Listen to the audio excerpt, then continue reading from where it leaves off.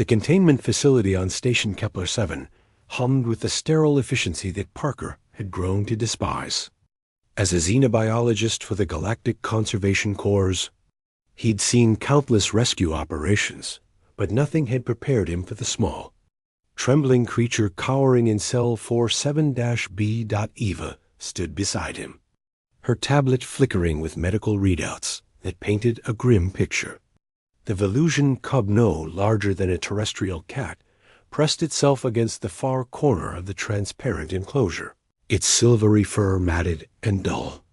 3 of its 6 limbs were bent at unnatural angles, healed wrong from breaks that had never been properly set.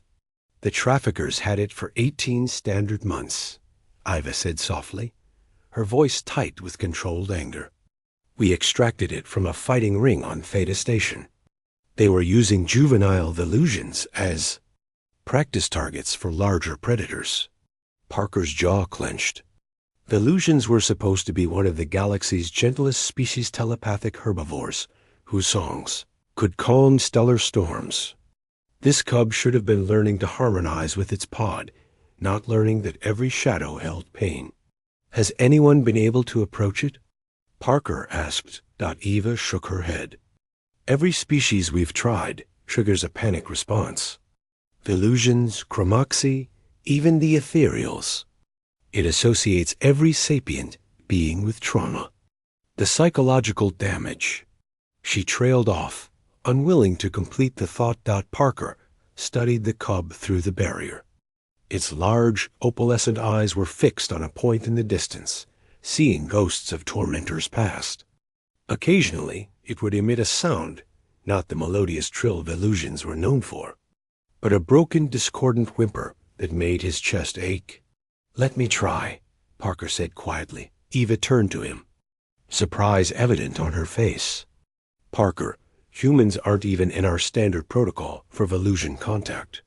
Your biochemistry is completely alien to them, and given the cub's state, that might be exactly why it could work, Parker interrupted gently. It doesn't associate humans with pain, because it's probably never met one. We're not in its trauma catalog. Eva considered this, her fingers dancing across her tablet.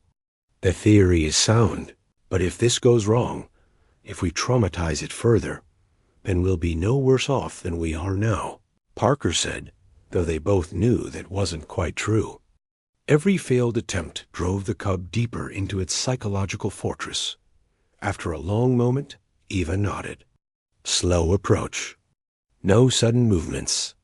I'll monitor its vitals. Any sign of distress, you back off immediately. Parker entered the secondary chamber, and the decontamination mist enveloped him. Through the transparent wall, he could see the cub hadn't moved, hadn't even acknowledged his presence. The inner door hissed open. The cell was sparse padded walls, gentle lighting, a few untouched toys scattered in corners. The cub's breathing quickened as Parker stepped inside, but it didn't flee. It had nowhere left to run. Parker lowered himself to the floor slowly, making himself as small and non-threatening as possible. He was 3 meters away, close enough to be present, far enough to not invade the cub's space. He didn't speak. Velusians communicated primarily through telepathy and song, and human words would be meaningless noise. Instead, Parker simply sat. Minutes stretched into an hour. The cub watched him with those haunted, luminous eyes, waiting for violence that didn't come. Ava's voice crackled softly in his earcomb. Cortisol levels dropping.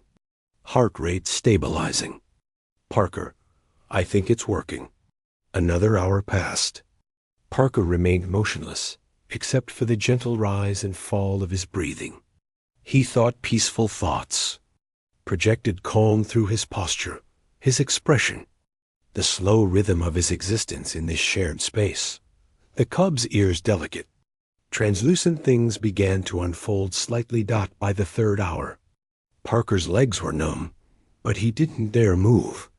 The cub had shifted positions, no longer pressed quite so desperately against the wall.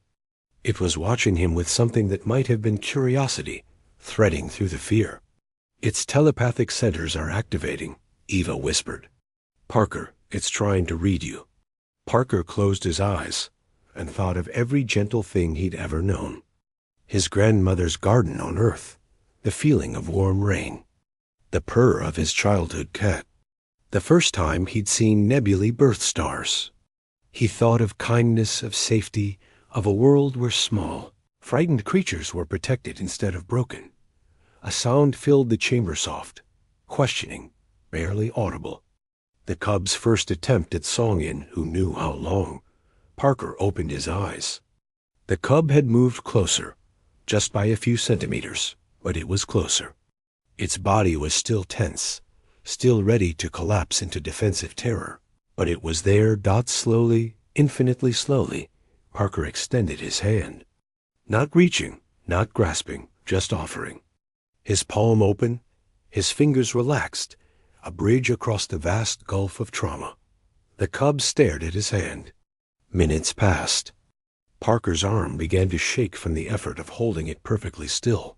Then, with a movement so hesitant, it was almost imperceptible, the cub stretched forward one of its good limbs. The moment their skin made contact, Parker felt it, a rush of emotion so powerful it stole his breath. Fear, yes, oceans of it, but underneath ... hope. A desperate, fragile hope that maybe, just maybe, not all touch meant pain. The cub's telepathic gift opened like a floodgate, and Parker experienced a fraction of its suffering. The beatings, the cages, the jeering crowds, the absolute certainty that it would die alone and unloved. But he also felt its tiny, stubborn will to survive, its buried instinct to trust, waiting for just one reason to believe again. Tears streamed down Parker's face. He couldn't help it. The weight of what this small being had endured. The courage it took to reach out despite every learned lesson. Screaming danger, it overwhelmed him. The cub felt his tears through their contact. His genuine sorrow for its pain. His joy at this fragile connection. It made a sound then still broken, still uncertain, but attempting the harmonics of comfort that its species used to soothe their young. Ava's voice cracked in his ear, thick with emotion. Parker, Parker, you're both crying. The cub is crying. And they were. Two beings from worlds so different, they should have had no common language. Connected by the most fundamental truth in the universe, that suffering recognized across any divide, that compassion transcended species, that the human capacity for empathy could bridge even the darkest void. Parker didn't move his hand, didn't break contact. The cub leaned incrementally closer, its small body still trembling, but its fear fractionally less. They stayed like that, human and illusion, survivor and witness, as the first real healing began. Outside the cell, Eva wiped her own eyes and began updating the protocols. If a human could reach the unreachable, what else might humanity offer to the galaxies broken and forgotten? The cub's song grew slightly stronger, a melody of hope emerging from ruins, and Parker smiled through his tears, knowing that sometimes the greatest victories weren't measured in light years conquered or technologies mastered, but in a single, trembling touch between souls that refused to let cruelty have the final word.